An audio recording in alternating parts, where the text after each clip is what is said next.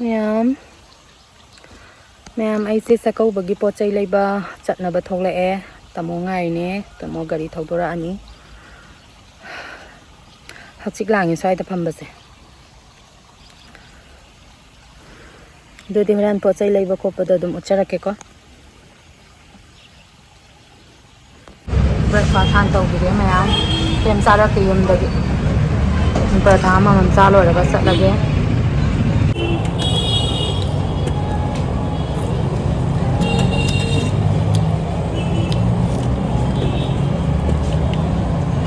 Nó hào với bà thải mày cứ học được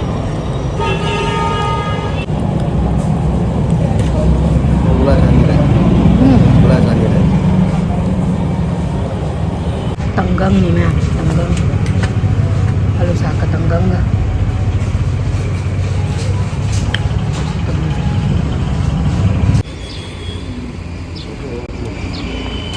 Tom store thôi này lại gula lại vợ hả pot lại tra ra là mi cái bạc lại tiền em alu bora em lại đây gula để mà tao làm gì cả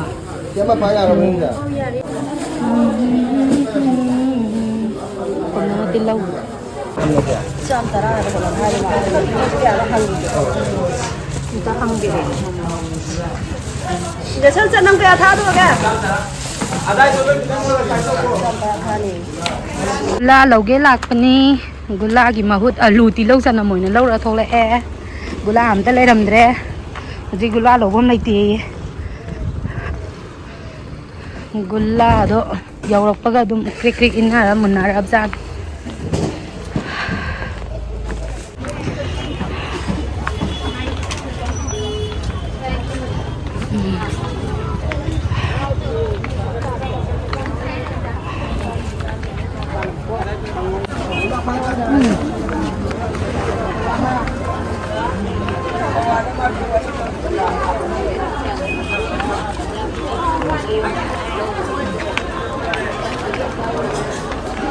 làm xin lẽ anh đi về thì ăn rồi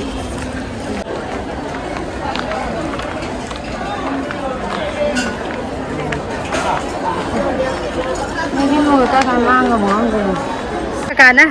anh sẽ qua đó mà đi anh chỉ đi kèm tới lấy tiền pizza nào vậy thôi xin chỉ thằng ô sẽ qua đó mà đi thằng cô kẹ không lẩu ơi ta cái lẩu lẩu ấy gì ạ ta cái lẩu ấy thôi nếu bên ngoài anh pizza nào vậy sao đấy mà tám tới thì bị kì mẹ ngồi tôi ai đi thôi nếu bên ngoài cái nó lấy bị đấy cari ba sao đấy càng sôi chán nữa vậy nè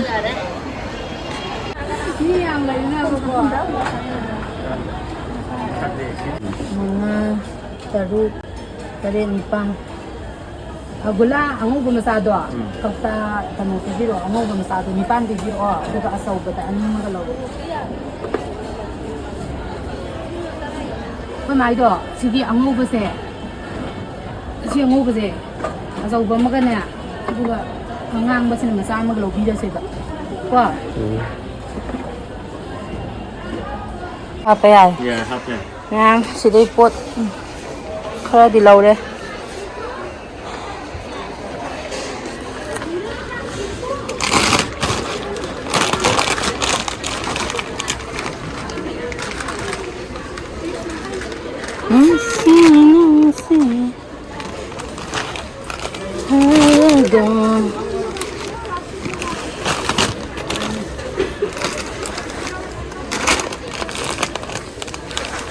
करेंगे नसीहा दिवा सिना क्या भी no 150 था दे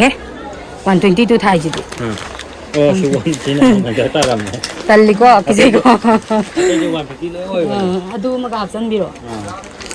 ที่สิมา122เลยมาคือ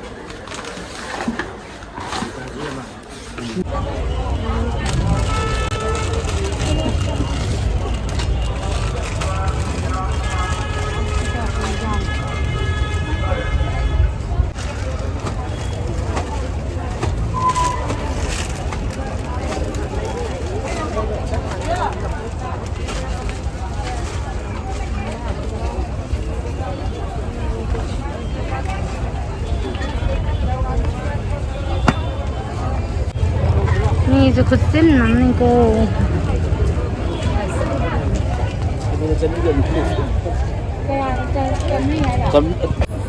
ꯑꯩ ꯅꯨꯄꯥꯁꯦ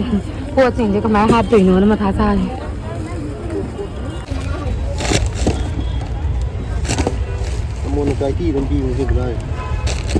ꯌꯨꯕꯤ ꯂꯩꯕ ꯆꯪꯉꯛꯏꯅꯦ ꯁꯤ ꯂꯩꯔꯦ ꯑꯩ ꯒꯥꯔꯤꯁꯦ ꯑꯣꯟꯊꯣꯛꯅ ꯅꯨꯡꯁꯤꯈ꯭ꯔꯕ ꯌꯦꯡꯉꯣ ꯒꯥꯔꯤꯁꯦ ꯍꯟꯗꯤ ꯍꯟꯅꯨꯔꯕꯅꯦꯕ ꯌꯥꯝ ꯊꯤ ꯍꯟꯅꯨꯔꯕꯅꯦ ꯑꯗꯣ ꯍꯥꯞꯄꯤꯕ ꯄꯣꯠ ꯌꯥꯝꯁꯦ ꯑꯣꯠꯄꯤ ꯅꯩꯕꯤꯔꯤꯕ ꯃꯌꯥꯝꯁꯦ ꯑꯗꯨꯁꯨ ꯁꯤꯒꯤ ꯀꯩꯅꯣ ꯃꯅꯨꯡꯁꯤꯗꯁꯨ ꯌꯥꯎꯔꯤꯕ ꯄꯣꯠ ꯑꯗꯨ ꯁꯤꯗꯁꯨ ꯃꯅꯤꯡꯗꯁꯨ ꯌꯥꯝ ꯂꯩꯔꯤ ꯑꯗꯨꯒ ꯏꯅꯥꯎꯅꯨꯄꯤ ꯈꯣꯏꯗꯒꯤ ꯄꯣꯠ ꯂꯧꯊꯣꯛꯄꯁꯨ ꯑꯃꯨꯛ ꯆꯪꯗ꯭ꯔꯤ ꯑꯂꯨ ꯀꯩꯀꯥꯗꯣ ꯉꯁꯥꯏꯒꯤ ꯁꯤꯗ ꯒꯨꯂꯥ ꯀꯩꯀꯥ ꯁꯪꯒꯣꯝ ꯀꯩꯀꯥ ꯂꯣꯏ ꯍꯥꯞꯆꯜꯂꯛꯑꯦ ꯁꯤꯗ ꯂꯐꯣꯏ ꯀꯩꯀꯥ ꯂꯣꯏ ꯂꯩꯔꯦ ꯁꯤꯗ ꯅꯨꯡꯁꯤꯈ꯭ꯔꯕ ꯁꯤ ꯒꯥꯔꯤꯁꯦ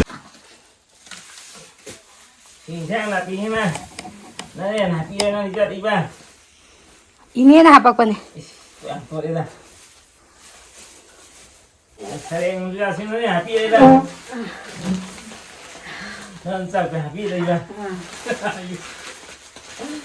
Mayam.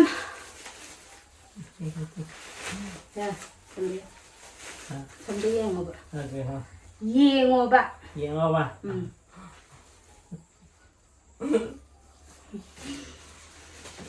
Jangan pada tentu yang happy ni jangan. Sini tak happy dah iba. Sini tak kamu jangan dia dah iba. Hauzik mayam aina lay ra posai sing do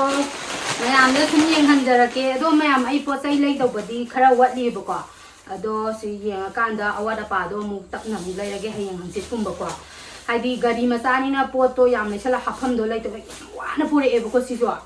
aduna gari do asau ba na ta ba ni masa oi ba ni na poto sidagi lay ra di pot am tang e ba ko mambol da de ana bazar dagi chatlaga leirubani ahong sau thijarubani leitabani na ko aduna me gari masa oi bani na poche suna badi leiraktre do aina hoji leijarai ba khara se mayam da sum yeng hanjarake ado hekta yamna thau thum yum thong guding gi suna ba leiba du de ai di leiba ngamde haidi leitabani na ko aduna me angam ba khara leiraga dum pura doine अदो मैं मसीगी पोचे कोई मागा इबानी की ने कोई मागा इबानी कोई माजू हंदक ती निंगो जब उसा तुई निबको मपामदा अदुना मागी सु कना तौरनी मागी सु सिदा लोइना यावरबने अदुगा अवादा पादुना हयेंग हंसित की मतम लैरिबको नुमिनि नि हुनि मतम लैरि अदुदा मु अवा पादो येंगा मु लैगी दुइने अदुदि मैं उचरागे अदुदि मैं उचरागे हाय पोचे अइजे पोचे कराइदा थम्मगा उतुइनो खंगदरेदा मैम अइजे टोम टोम स्टोर दने गुला लैबा चतने दो गुला दो अमाता लैरमद्रे टोम टोम स्टोर दा पुरा तटले मोय पोत Tatle हाइदि ngaraanga moy gula hek prokoga mi se ha tak ina bi box thangna bi mai tawe haiba ko aduna aije moy dagi gula do lo gena satane do lairamda baduna aise alu thau thum moina leiraga lae te alu ti lo tana moina leira lae ha ko adudi ma'am ai utpa hauzara age biscuit kai ka khara ga wali da lei do ba yang wali da paisa di ai yore pote em ta yaude pote do kimatik tang da na ko hujik tia aduna paisa di am lotion ba paisa ga pot ka che chana da hai tare Hangsok yadre. Tak lalu ada. Ma'am, sanam kg mana? Sanam kg ini si saya lupa sama kata ada longer Kota sing si dalam hafsal lagi, yang dalam lagi. Ma'am sini tom store ki longer apa? Sanam dene sanam kg ama ko. Si dah kg ini dah lupa sama kata aduga ma'am सिना सिंगने सिंग KG मने KG दा लुपा यांखै दा लौरे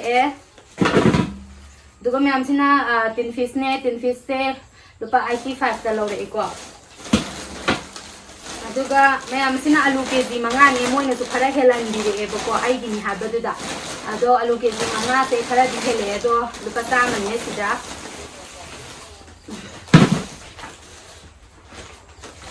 ꯃꯌꯥꯝ ꯑꯁꯤꯅ ꯇꯤꯜꯍꯧ ꯀꯦꯖꯤ 4ꯅꯦ ꯑꯗꯣ ꯈꯔꯁꯨ ꯍꯦꯜꯍꯟꯕꯤꯔꯛꯑꯦ ꯃꯣꯏꯅ ꯑꯩꯒꯤ ꯑꯣꯏꯕꯒꯤꯀꯣ ꯁꯨꯝ ꯅꯨꯡꯁꯤꯕꯤꯕꯒꯤꯀꯣ ꯑꯗꯣ ꯇꯤꯜꯍꯧ ꯀꯦꯖꯤ 4ꯁꯤꯗ ꯂꯨꯄꯥ 110 ꯂꯧꯍꯧꯋꯦ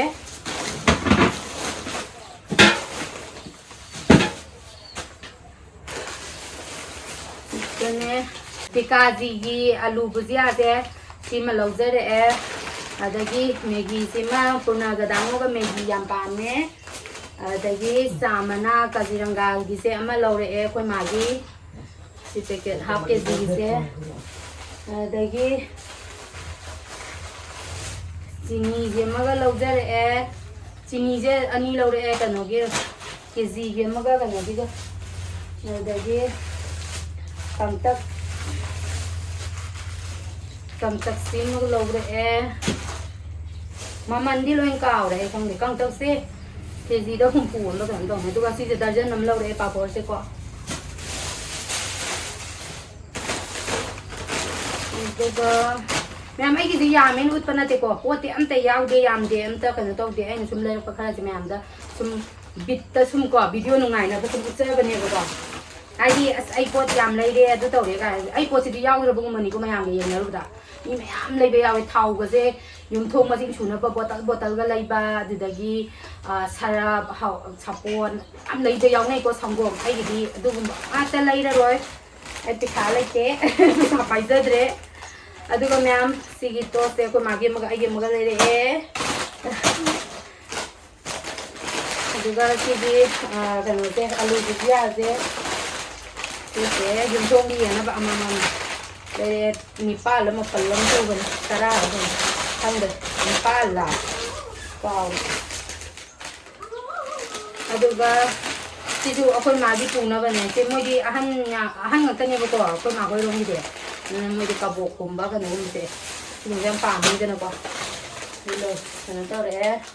ꯑꯗꯨꯒ ꯁꯤꯅ ꯁꯣꯟꯄꯥꯄꯤ ꯍꯥꯏꯕ꯭ꯔꯥ ꯈꯪꯗꯦ ꯁꯤꯁꯦ ꯑꯃ ꯂꯧꯔꯛꯑꯦ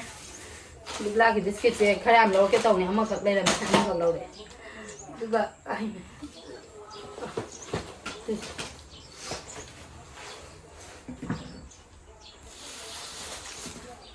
ꯑꯗꯨꯒ ꯃꯌꯥꯝ ꯍꯩ ꯃꯍꯤꯁꯦ 2 ꯂꯧꯔꯛꯑꯦ खरा चावबसिगा खरा पिकसिमगा लौरए अदुगा थाव बोतल अहुम अमगा लौरए अचौबनी मगा मचा अमगा को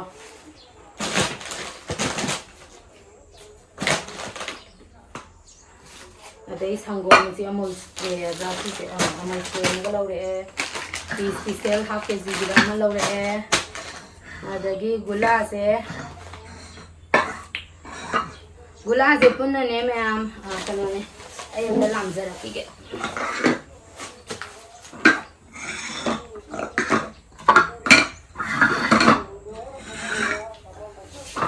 हरे कृष्णा वाय अदुगा मैम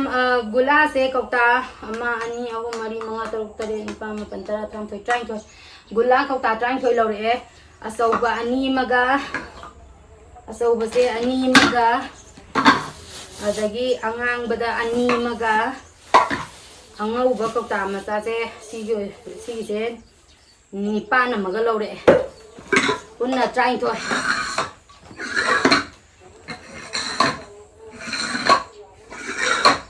लौरे दुगा कंतक केजी मगा लौरे कंतक से युमदसु केजी अमा मुक लैलेबको अदुमाई तौरा पुरानी अस याम पुबा खंगमजदे द कोइ पैसा लैते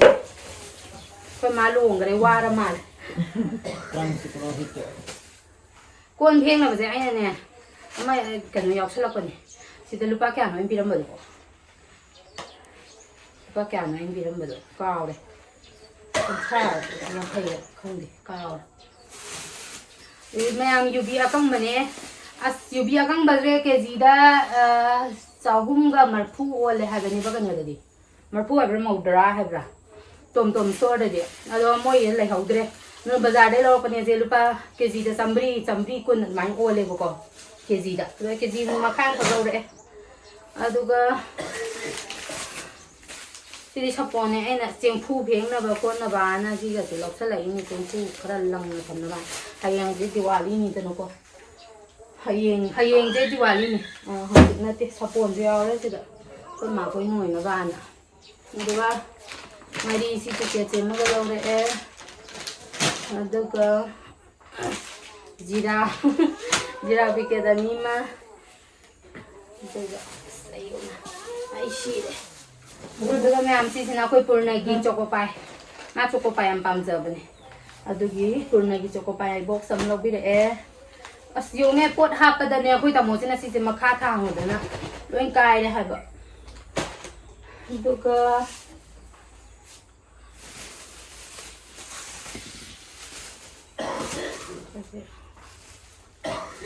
मैम सेम से खरा ma lojare hojik sem ga se am tangi ko yam tangi duna ne yam lawba ngam jadre angam ba khara leira do mangai je kan khaktani kg ani khaktani sem kg ani ma lawsale ayo bra sem ma tang ga kan de adu komla kg ani ma ga lawsanjare komla kg ani ma ga lawsale Oi, não dá um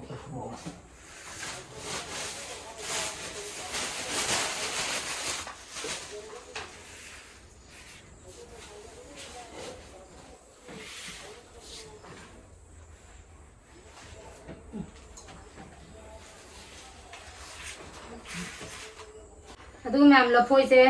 कनो ने picture highway वानी बको खुतांग नि को लफोई से कनो लौरे मरी मंगा am लौसनजरे लफोई मरी मंगा am लौसनजरे पिक बुदी पिए दोइजु दुम यानी चाब yang ka hena taw du lawraktre aduga ma'am सिगी यूबी से मही याम यावे से हाउनी को थकबा यूबी से अनि मा लौजरे अमा द लुपा चाम कुंठा दा सिंगा को तो मही याम यावे अमा द लुपा चाम कुंठा सिंगा दा अनि खक लौजरे दुगा मैम सिना हरी बोंगे युंगी चाना बनी को सिदि कनोना हापी रपने अदुगा मैम अखोई ने दो अखोई बागी मसे दो बाजार दा कनो फमिदना माना चाक कौगे हाबा आइना खंगाबो ताना आई लाकपा ngमरोय चाकौबो लाकपा ngमरोय हाबदुदा मानाने अदुदि ममिंगी नंग लौरगा चागेरा कंसोय थोंगा चागेरा कनो सरेंग मचा am लेबिगे नतो सरेंग मचा am लेबिरे इदियोगो सिदरोगो सुम्पीदि पिजनिंगबको बाजार दा आइना लेरनो हाने मा यादे मचांग बग लेसनबिरे ने ति लुपा यांखै नि tang mana kiri biar ba ma ba da ko la lei lu du botol la adagi hari box si lupa kun pi na lawrai lupa kun da lawrai aduga sidi ini na happy rapane si thabi ne pan ne adai khame na sinbi ne umurong ne ini na happy rapane aduga sigi kano diga nakupi diga ini na happy rapane ko ini na nga diga sina ini na happy rapa ko ini binona duga sina hawai movie ni ko ma'am si hawai movie se aina ne khoi che ko chakau bada iron ge na lai rai ne to yong chak maru akang bakhram lai chalani lok lai phangadra namra phangadra hang adum lai chalani aduga iro la pizza ge tau bane lupa kanu da lo rai ne lupa hom phu da kg makai da koi ne da gi aina kemta leibi de nuai te ma pot panga ba tele ena hawai mu bisi ma di leibi de mangon dagi musalla na wa ndi musalla presa aduni ma'am si gai lai re nga si gidi ado awat paduna hayeng hangsit amuk numini ni huni lai de ko matam sa sida mu biscuit kumba dagi hay mahi kumba khara lai gi ni ba ko hawai changwai chini kumba se aina adagi borok pado yam lum ga do bagari ju chanda ba ko adugi awa pa do yenga kwa gumba kano gumba ga do am talai dari aduna ha adu da mu yenga ga lai lage do ma'am ngasi gi sai da loisan ba tawrage Enembok ki mu po che sem sa ba mu taw gi do ni ba ko Why? Khơi mà cái dòng tay gì cái gì? Ấy, khơi mà cái gì? You be mà hạ bé đúng ai đó, nó trả. You be mà hạ bé nè, thảo mà hạ bé nè, gula mà hạ bé nè, gula mà si ở sau bữa si mà cái ta si mà hạ bé nè khơi mà cái, dagi you be si mà hạ bé nè, dagi hay mà hi si mà hạ bé nè, dagi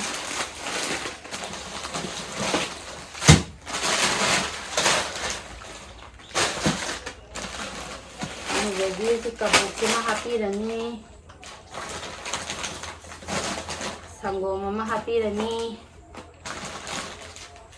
Jadi mau di ahan ni nak buat apa je? Kecuali na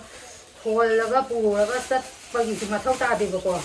Hari pu cuma mau kau mama sabuk cina ngam jadi buku. Mana biscuit cuma happy rani, juga si happy rani.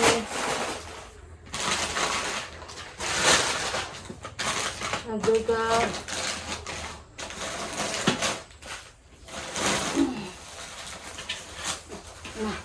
nah, ini betul. Cuma hampir ini lapoi je kau pasal apa happy lapoi mah hampir ini juga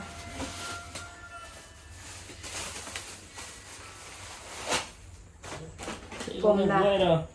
Yang menggeri. Nanggi.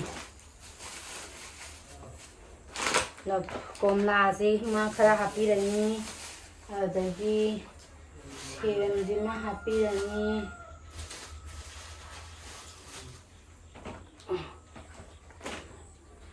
Hayeng phazana sinto age. Adagi kai kwa nung kara suwati ko myam lay ka daw ba. Kumagi. Kay no khara wali yang wali aduna moi kwa suru moi ahan de kwa suru thai dana ko tai dana ko aduga sigi se khoi magi oi dui ni ko sina khoi magi oi dui ne ado awada pa do hayeng amu yengaga khara hapsan bigi ge sini ma'am kay loi trago Later, well, papor sih well.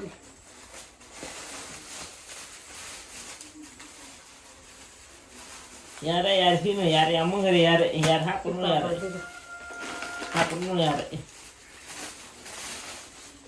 Rồi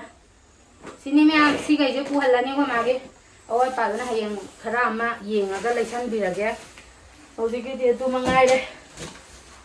lấy đây